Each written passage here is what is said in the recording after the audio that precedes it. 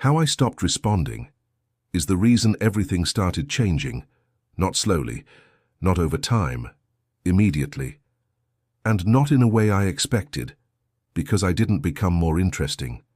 I didn't say anything better. I just removed something that people didn't realize they were relying on, and once that was gone, everything started to feel different, not louder, not more intense, just different in a way that was impossible to ignore once it started. Because before that, I was always there, not physically, but in the way people expect you to be, available, responsive, consistent. If something was said, I replied. If something felt off, I addressed it. If there was silence, I filled it. Without hesitation, it felt normal, like that's just how things were supposed to work. You keep things moving, you keep things smooth, you don't let anything sit too long, because when things sit too long, it feels like something is wrong. And when something feels wrong, you fix it. That was the pattern. And I stayed inside that pattern long enough that I stopped seeing it as a pattern at all. It just felt like who I was, someone reliable and someone present, someone easy to reach. And at first, just that feels like a strength. You tell yourself it means you're doing things right. But there's another side to it, one that isn't obvious while you're inside it. Because when your responses are always there, they stop being noticed, not consciously. No one says it directly, but something shifts underneath everything. Your presence becomes expected, and anything that becomes expected stops creating attention. It just blends in, and I didn't see that while it was happening, because nothing felt wrong. There were no clear signs, no obvious changes, just a slow shift, where everything stayed the same, but felt slightly less engaging, less noticed, less impactful. And I couldn't explain why. Because on the surface, I was doing everything the way I thought I should, being consistent, being available, being responsive, all the things people say matter. But something underneath that wasn't working the way I thought it was. And then, without planning it, I didn't respond. Not as a decision, not as a strategy. Just a moment where I didn't continue the same pattern. And that moment felt small, almost insignificant, but what followed it wasn't. Because for the first time, something didn't happen the way it always did. There was a gap, and that gap did something I wasn't expecting. It created a tension, not instantly, not dramatically, but enough to feel a second message, a slightly different tone, a pause that wasn't there before. Small shifts, but they carried weight, because they were new. And that's when it started to become clear. It wasn't my effort that had been noticed. It was the absence of something familiar, because people don't react to what stays the same. They react to what interrupts their expectations. And I had just interrupted something without even trying to, and that interruption changed how everything felt, because now there was uncertainty, and uncertainty creates attention, not comfort, not stability, but awareness. And awareness is different, because it makes people look closer, think more, notice things they didn't notice before, and that's what I started seeing. Not louder reactions, but sharper ones, more focused, more intentional. Because now there was something to figure out, something that didn't make immediate sense, and that pulls attention in a way consistency never does. And staying in that space wasn't easy, because every instinct tells you to go back, to respond, to explain, to restore what feels normal. But if you do that, everything resets. The pattern comes back, the predictability returns, and the attention fades again. So instead, I stayed in it. That space where nothing was being fixed, and the longer I stayed there, the more I started noticing things I hadn't seen before. How quickly people adjust when something expected disappears, how tone shifts when there's uncertainty, how attention increases, not because you gave more, but because you gave less in a way that couldn't be predicted. And that's where something deeper started to show, because before I thought connection was built through consistency, through always being there, through always responding. But what I was actually building was a pattern people got used to. And once they got used to it, they stopped reacting to it.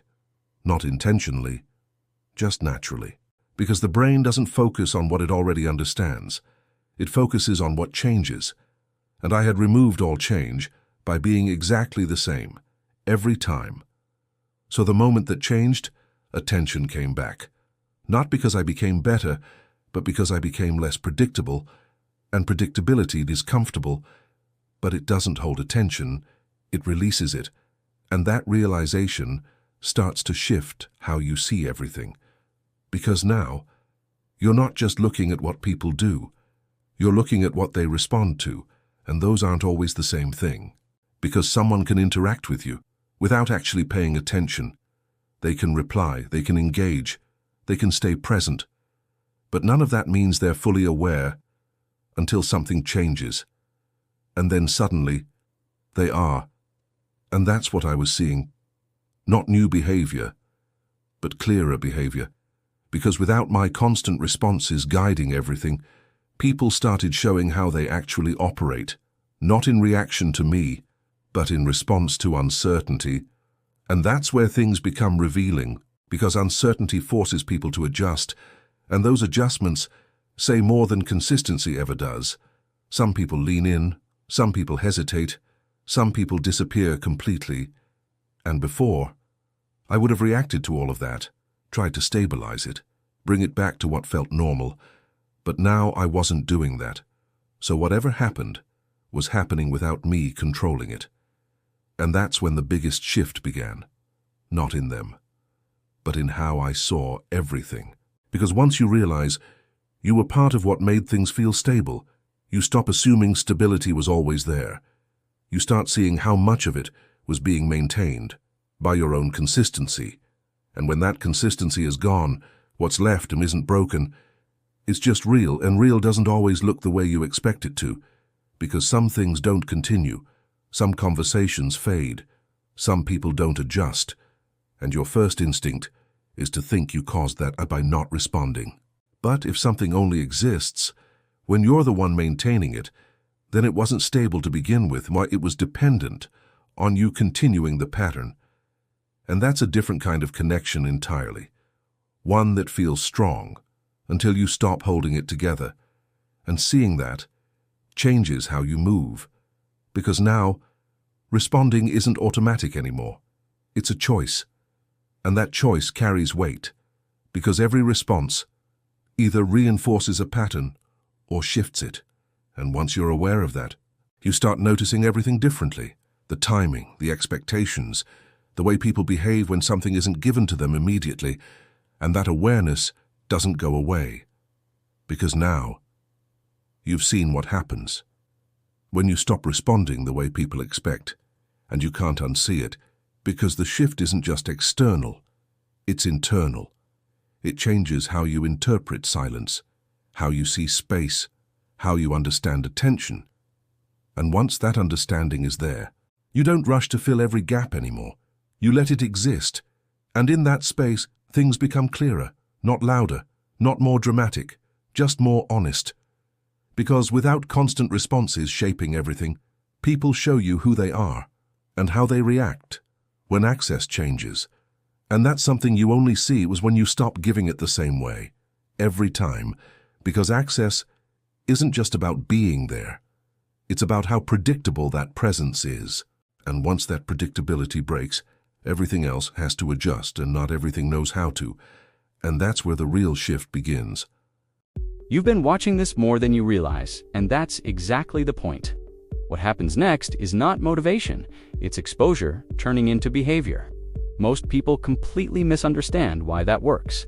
They think learning happens in a single moment when something finally clicks. But real change doesn't happen like that. It happens in repetition, in small exposures, in patterns your brain starts accepting as normal without asking permission. That's why subscribers who stay around this content don't just understand it, they start applying it almost automatically, not because they tried harder, But because they stopped resisting the message, your brain doesn't upgrade through intensity. It upgrades through familiarity. Every time you hear a concept repeated in slightly different form, your mind stops treating it like information and starts treating it like reality. That's the shift most people never notice. At first, everything feels like theory. Stop explaining yourself. Stop chasing reactions. Stop needing approval.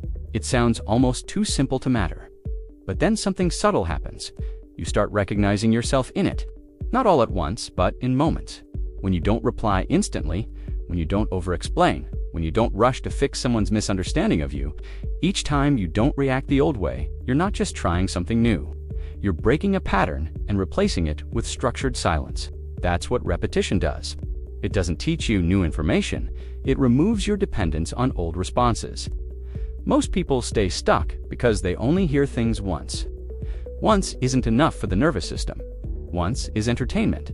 Repetition is conditioning, and conditioning is what turns awareness into behavior. That's why subscribers here notice something strange. They don't feel like they're learning more. They feel like they're reacting less, and that's the real shift. Less urgency, less explaining, less emotional overreaction to situations that used to control them. It happens because they were repeatedly exposed to a different internal standard, a different way of responding, a different pace. Eventually, the old reactions start feeling unnecessary, even uncomfortable. That's when change becomes stable, not when you force it. When it becomes unfamiliar to go back, growth isn't about more effort, discipline, or motivation. It is more exposure to the version of you that survives. Your identity is built in what you repeatedly allow your mind to normalize. If you keep watching this for exposure, something starts to shift. You stop negotiating with every emotion. You stop explaining every silence. You stop reacting just to feel in control. Instead, you observe. You delay reaction. You let distance do the work. That's not detachment. It's control through awareness. The mind trusts what it hears repeatedly. The first time you hear "stop reacting," it feels abstract. The 10th time, it feels familiar. The 20th time, it sounds reasonable. Eventually, it becomes the default voice in your head during conflict. Consistency matters more than intensity. It's not about one video changing you. It's about what happens when one idea starts appearing in your thinking without you forcing it there. And if you're still here, still following the thread, you're already in that process, even if it doesn't feel like it yet. Most changes are invisible while they're happening. You only notice when your old reactions don't show up anymore, when a trigger gets no response. When you realize you didn't over-explain, you didn't chase clarity, you didn't try to fix perceptions, you just didn't engage the old pattern. That silence you used to fear becomes your advantage. Exposure shapes identity more than effort ever will. Stay in environments that reinforce clarity and control. You don't have to force change, you become consistent with it.